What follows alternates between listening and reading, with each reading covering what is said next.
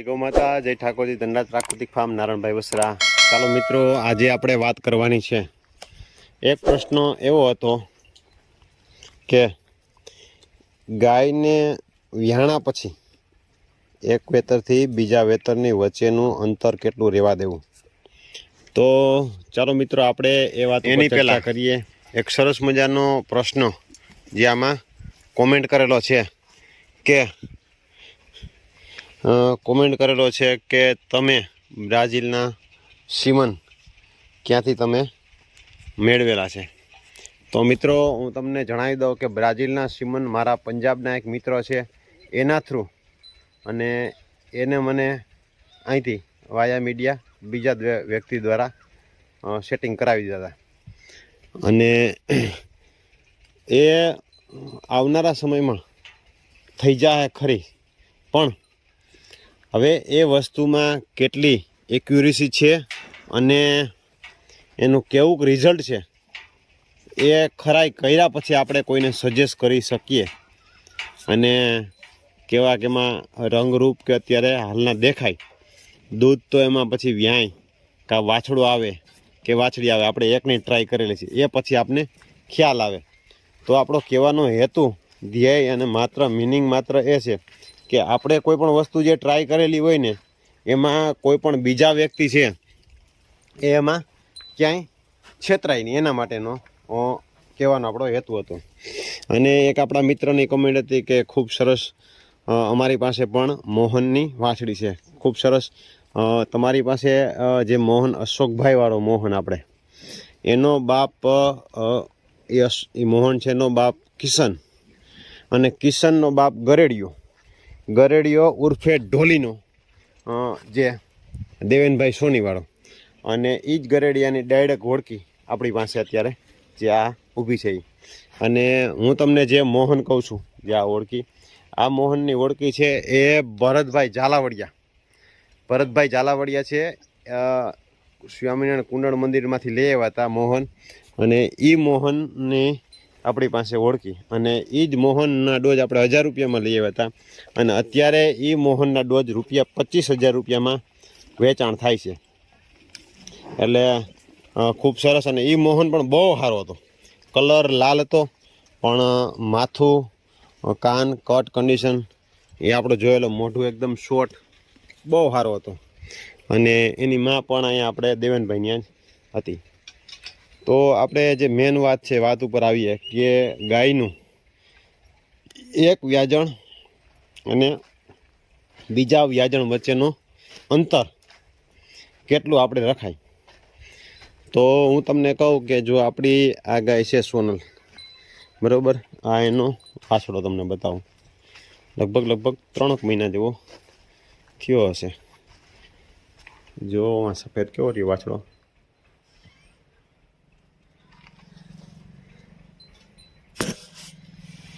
આ સફેદ વાછડો છે એનો છે, બરાબર. આ સફેદ વાછડો એટલે લગભગ 3 મહિના જેવો થયો હશે. કમસે કમ મિનિમમ 1 વર્ષ દિવસનો તો ગેપ રહેવો જ જોઈએ, પહેલા વ્યાજણ અને બીજા વ્યાજણની વચ્ચેનો. કમસે કમ એટલો ગેપ રહેવો જોઈએ. કેમ કે નહીતર ગાય વ્યાય અને લગભગ 25 દિવસથી લઈ અને 35 દિવસ પછી આવવાનું ચાલુ થઈ જાય રેગ્યુલર. જેની 18 દિવસની સાયકલ હોય, જેની 22 દિવસની સાયકલ હોય, એ પ્રમાણે. અને આપણા રુદ્રનું આ બચ્ચું છે, એની અત્યારે આમ ટૂંકમાં નીચેની જે ફિટનેસ આપણે એમ કહી, જો આ એના જો આચરની, જો આમ કહીને આમ છૂટું 4 ખાટાના પાયા જેવા આચર, એટલે આ તમે જોઈ શકતા હશો. એટલે અત્યારે બોડી સ્ટ્રક્ચર વાઇઝ આપણા રુદ્રના બચ્ચા કમ્પ્લીટ સારા આવે છે. જેમ જેમ મોટા થાય અને એ પછી આપને ખ્યાલ આવે કે આપણા રુદ્રના બચ્ચામાં કેવા બોડી લક્ષણો છે, બરાબર. એટલે એ પછી ખ્યાલ આવે. અને બ્રાઝિલના 100% આપણે કેવાક રિઝલ્ટો આવે ને એ પછી એના સીમન મળી રહીએ ને બધાને મળી રહીએ એવા આપણે પ્રયત્ન પણ કરશું. પણ એક વસ્તુ ખાસ નોટ કરજો કે એના ઘણા બધા જે વિડીયો આવે છે ને એ આપણા કરતાં દૂધમાં ઓછા આવે છે. અને એના જે દૂધમાં જે સારા વિડીયો આવ્યા છે ને એક રિપોર્ટ એવો છે કે એ દૂધ ખાધા જેવું દૂધ નથી. જે એમ કીધું કે આખા દિવસનું 40 લીટર 45 લીટર બરાબર, એ દૂધ ખાધા જેવું દૂધ નથી આવ્યું એવા પણ રિપોર્ટ છે. તો હવે એ વસ્તુ વિચારવાનું. અને ઘણા બધા એવા લાઈવ વિડીયો આવે એમાં 5, 6, 7 લીટર દૂધ આવેલું છે. ટૂંકમાં પરફેક્ટ જે ટૂંકમાં ઓલા બ્રીડરોના જે આમ એક્યુરેસીવાળા એમ કહી તો ચાલે એવા બ્રીડરોના જે વિડીયો આવ્યા ને એમાં કોઈ 12 લીટર કે 15 લીટર એક ટાઈમનું દૂધ કાઢીને દીધું નથી. એટલે જાજુ એ બાજુ આકર્ષાવવું એ વસ્તુ જરૂર નથી. પણ આપણે મૂક્યું છે ટ્રાય કરવા માટે. અને હું ટ્રાય કરી અને ઘણા બધા મોટા ગૌપાલકોએ મૂક્યા છે, એને બતાવે છે.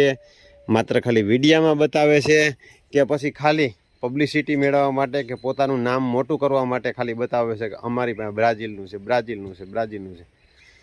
અત્યાર સુધીમાં ઘણા બધા મોટા જે બધા જ મોટા હાઈ લેવલના ક્યારે એવું સજેસ્ટ નથી કર્યું કે ભાઈ હું તમને એના નજીકમાં આવીને બ્રાઝિલના ડોઝ મગાવી દઈ.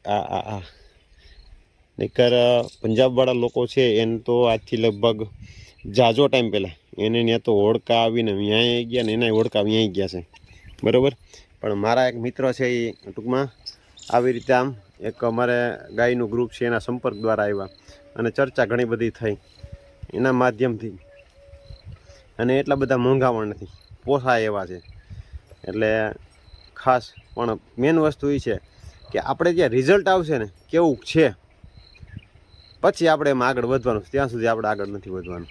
કેમ કે હું કોઈ પણ વસ્તુ સજેસ્ટ કરું ને એ મારે ત્યાં અનુભવેલું હોય, વિશ્વાસ કરેલું હોય અને રિઝલ્ટ આપણે મળેલું હોય ને એ જ વસ્તુને આપણે સજેસ્ટ કરીએ છીએ. મારું કહેવાનો હેતુ અને મિનિંગ ને ધ્યેય માત્ર એ હોય કે આ જે વસ્તુ હોય સારી વસ્તુ હોય તો બીજા સુધી જવા દેવાની, નબળી વસ્તુ નીકળી હોય તો મારાથી અટકી જવી જોઈએ મારા ધ્યેય પ્રમાણે. પછી બીજા જે પ્રમાણે પ્રમોટ કરે ને બીજા જે વ્યક્તિ ટૂંકમાં જે રીતે કરે એ વાત આખી અલગ છે. નહીતર વસ્તુ એવી બને કે હું બધાને કહું અને બધા લોકો એવી ડિમાન્ડ કરે કે ભાઈ આપણે જોઈએ છે બાય ચાન્સ હાલો આપણે મગાવવાનો પ્રયત્ન કરીએ, આપણે બધાને મળે એવો પ્રયત્ન કરીએ બરાબર. અને બધા જ એમાં ફિટ થાય તો એક વર્ષ બધાનું ફેલ જાય. કેમ કે આજે પછી તમે મારા વિશ્વાસે લ્યો અને તમે તમારે એ ગાયમાં હોડકામાં ગમેમાં મૂકો એટલે શું થાય.